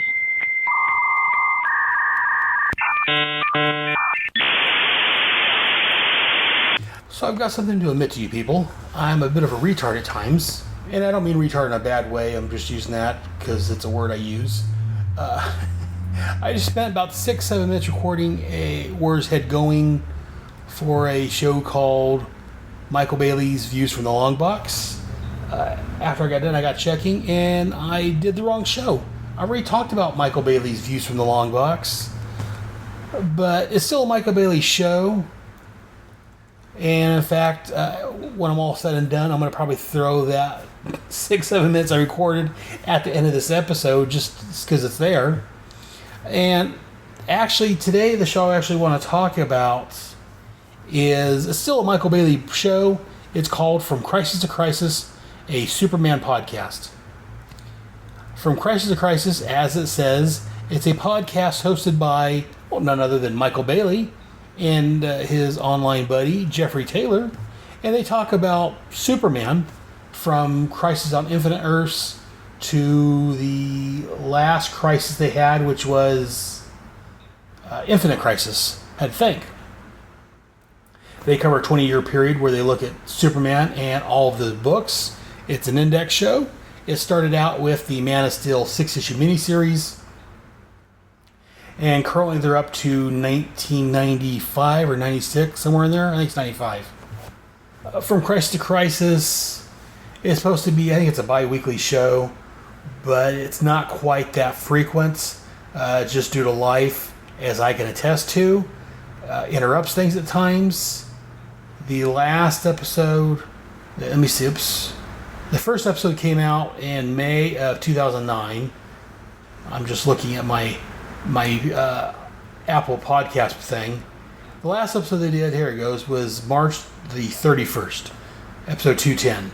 So again, it's a little delayed due to two people trying to get together and talk about comics. Real life intrudes. I know how that is. And that's just by myself. So imagine two people trying to get together.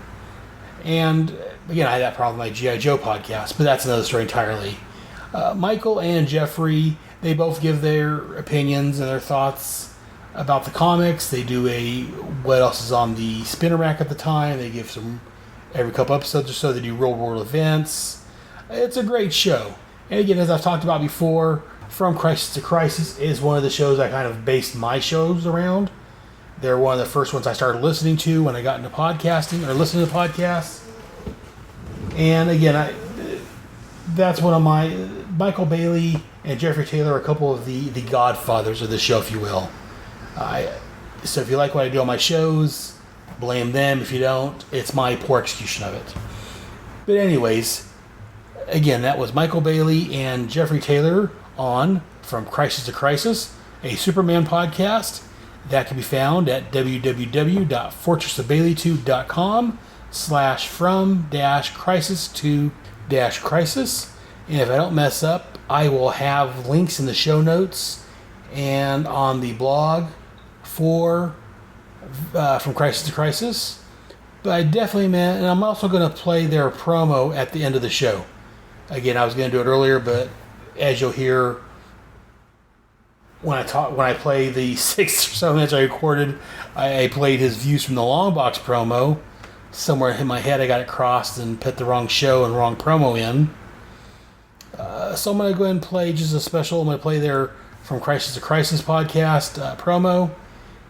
And that's it. Definitely check out From Crisis to Crisis, a Superman podcast where Michael Bailey and Jeffrey Taylor take a look at every single Superman appearance from 1985 through, I think it's 2004, 2005, somewhere in there. About a 20-year period. Definitely check them out and tell them Aaron sent you. And that is Where's Head Going? And that'll also wrap up this show for the most part.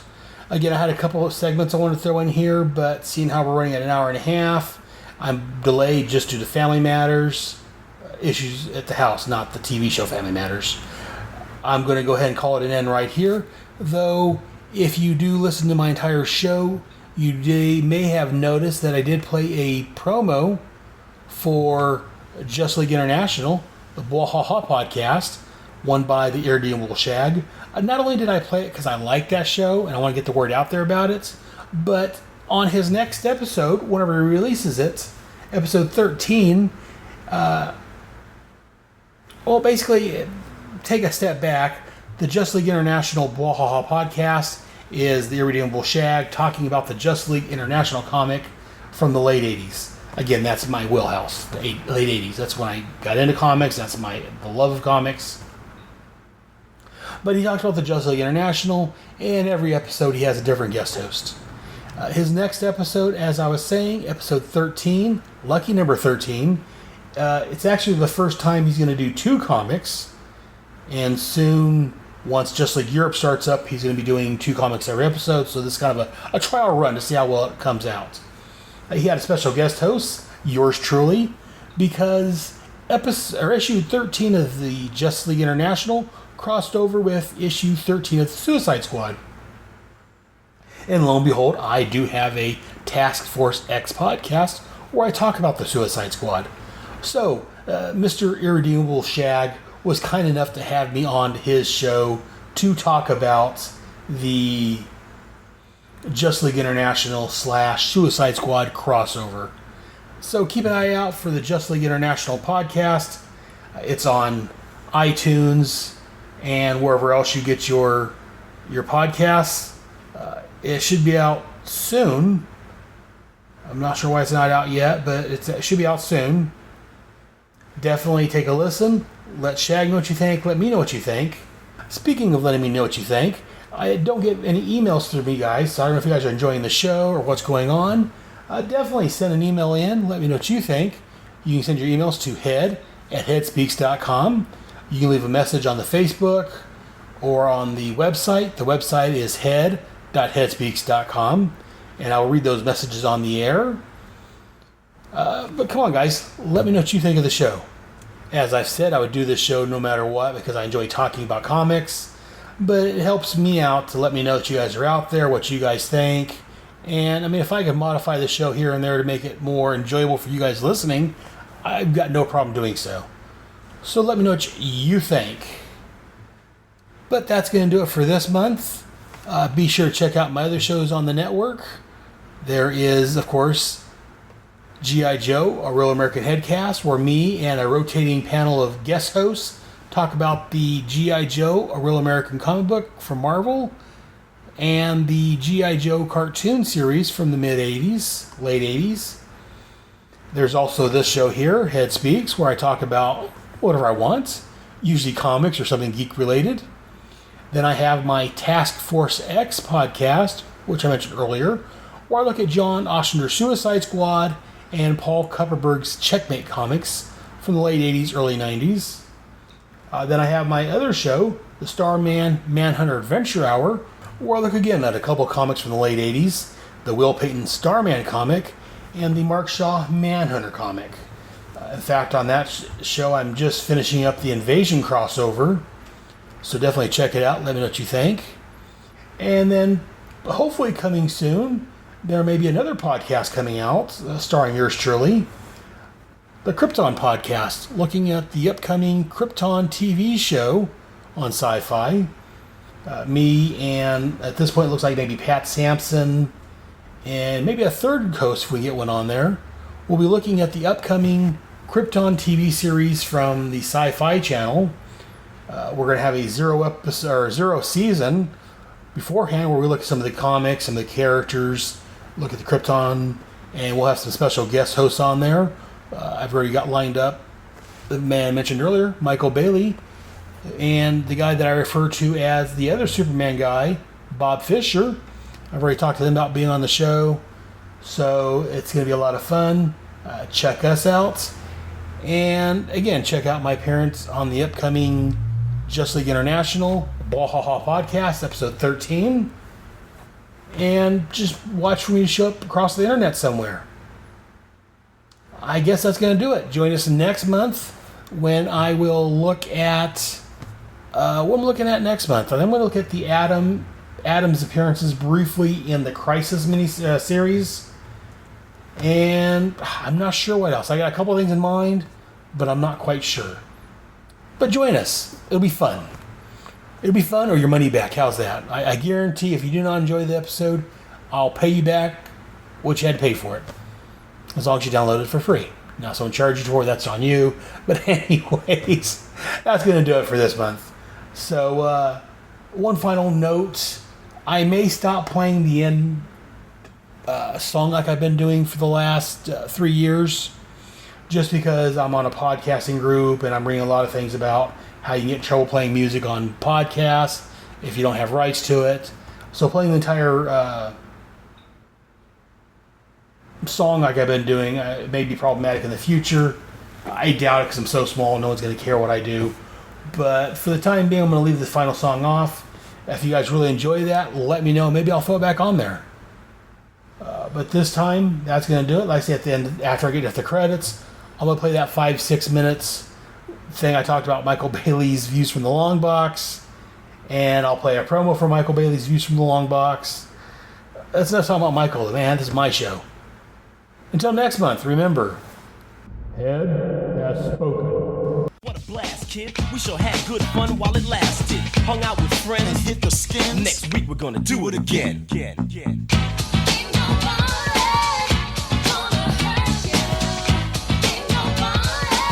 Thank you for listening to another great episode of Head Speaks. Be sure to look for me on the web. I can be found rambling on my Task Force X Headcast, where I cover all the appearances of the Ossinger's Suicide Squad and Kupperberg's Checkmate comic books from the late 80s, early 90s. Both Head Speaks and Task Force X can be found on iTunes and over there on Stitcher Radio. My home on the inner tubes is my official website, headspeaks.com. HEADSPEAKS.com. Links to my blog, which contain follow-up information to this and every headcast, can be found there. I'm also over on Facebook at Head Speaks, the community, not the page. That's somebody else. On Google+, look for Head Speaks. Please feel free to email me your bitches, moans, and gripes to headspeaks@headspeaks.com. Also, feel free to email any compliments you have also. And if you want to be heard on Head Speaks, you can go ahead and record a message, and you can send it to me at headspeaks.com, and I'll play it on the air. Be sure to join us here next time for another fun-filled headcast from your friendly neighborhood brotherhead. And hey, be sure to tell a friend. Until next time, I'll see you in the funny pages. This month I'm going to talk about another podcast I listen to. This one is called Michael Bailey's Views from the Longbox. Michael Bailey is, as I mentioned elsewhere and before, one of my influences. One of the guys that I listened to that got me started into podcasting. As I talked about, Kevin Smith is the one that got me to do a podcast, but I base my shows kind of, sort of, especially Head Speaks, on Michael Bailey. Michael's first show I listened to, as I've talked about elsewhere, was From Crisis to Crisis, a Superman podcast. His main, and I believe his first show, is this one, Views from the Longbox. Views is, as Michael says in his promos, a cry for help from a comic book addict. Michael's around my age or thereabouts, maybe a bit younger. He's been collecting comics about as long as I have. And basically each episode of Michael's show is, well, that's a grab bag. It's whatever he feels like talking about that month. Sometimes they'll have a little series within a series. He recently talked on the ones, again, I'm a bit behind on his episodes. I'm like a year behind. But the ones I'm listening to recently, he's talked about Captain America. He did a BS with a little WW, which is the Batman Superman with a little Wonder Woman. He spent 4 or 5 episodes talking about Batman, Superman, and Wonder Woman leading up to the Batman vs. Superman movie. It's just a little bit of this and that. He has episodes from Dragon Con when he goes. But it's just a little bit of basically Michael talking about what Michael wants to talk about. He's a big comic book fan, so it's mostly comic book stuff. And that's why I like it. It's like, so you hear from his dogs every once in a while. His wife Rachel, she'll pop in once in a while, make a comment from the background.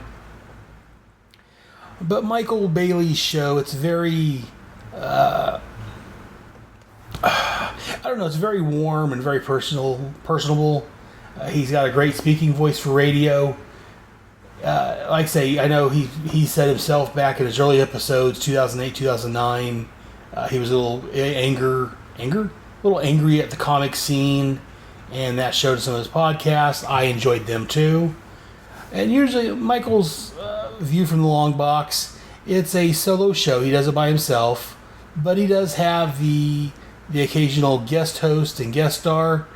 One of his semi-permanent guest hosts is the Irredeemable Shag, who I've had on my shows. And then he's got a couple of other guys that shows up from time and again. Andrew Leyland's another one of his semi-permanent guest hosts. A few others. It's supposed to be, I say it's supposed to be, I mean, it's his show, he can do what he wants. I believe it's a weekly show, but as I can attest, things like that don't always work out well. So it comes out when he can get it out. The last episode, 263, looks like it came out May 9th, and that was part of the JL May 2017 crossover. He was in the episode, or part 4 of the 12-part crossover, which started with the Aquaman and Firestorm, the Fire and Water podcast, and crossed over with a dozen different shows. Michael's Views from the Long Box being one of them. So like I say, if you want a show that's on a regular basis, it's always out every week, it may not be the show for you. And like I say, Michael sometimes will stop in the middle of podcasting and talk to his dogs, his wife, whatever comes up. He edits it, but sometimes he doesn't edit everything out. And to me, that's kind of makes it what makes that show likable. That comes out kind of wrong. I like the show no matter what. Just, again, the way what Michael talks about, I agree with most of what he says. Every once in a while he'll say something like, what the heck? But for the most part, I kind of agree with most of Michael's, what he says. And like I say, his wife and dogs and everything else just kind of showing up in the middle of it. To me, it gives it a little extra pizzazz, if you will. But anyways, not much more to say about that. Definitely check out Michael Bailey's Views from the Long Box. He's online at viewsfromthelongbox.blogspot.com. You can also find him on iTunes, and I'm sure you can find it on any of your podcast catchers out there. But definitely look for Michael Bailey's Views from the Long Box and check it out. In fact, if I did my job properly, back before this segment, and actually for the last segment, you heard a promo from it, so definitely check them out. Anyways, that's where Head's going this episode. And that's going to wrap me up for this episode. I had a few more segments planned, but we're running on a little over an hour and a half. I'm a little behind on this episode just because of life. So we're going to go ahead and end this episode here. Just a couple comments and shout outs and comments. I do want to say... Hey Mike. Man, it sure is great to be back from crisis to crisis after all this time. It's been a busy year for both of us. For very different reasons. But now we're ready to cover the post-Death and Return Superman stories. Yeah, and we're about to start the books that came out in 1994, which means that we have so much to look forward to, like Bizarro's World. The Battle for and Fall of Metropolis. Superman Doomsday, Hunter, Prey. Worlds Collide. Well, you're looking forward to that one. Oh, bite me. 0 Hour. 0 Month. And right there at the end, we have Dead Again. And don't forget the Elseworlds annuals as well. Well, most of them anyway. Yeah, some of those really did suck, don't they? But From Crisis to Crisis is back. New episodes will drop on Thursday, just like before. You can find the show at the Superman homepage, www.supermanhomepage.com, as well as at the Superman Podcast Network, which is at www.supermanpodcastnetwork.com. And we also have a Facebook page that you can like by going to www.facebook.com/FromCrisisToCrisis, a Superman podcast.com. Is it .com on there? No, it's not. No .com. Forget that. So From Crisis to Crisis is back, folks, and better than ever. Well, I'm better than ever. You need some work. Oh, shut up. No, you shut up. No, you shut up. No, you shut up. No, you shut up. No, you shut up. No, you shut up. From Crisis to Crisis, a Superman podcast, covering the post-crisis adventures of Superman, 1/2 month at a time. Every Thursday at www.supermanhomepage.com and www.fortressofbaileytude.com.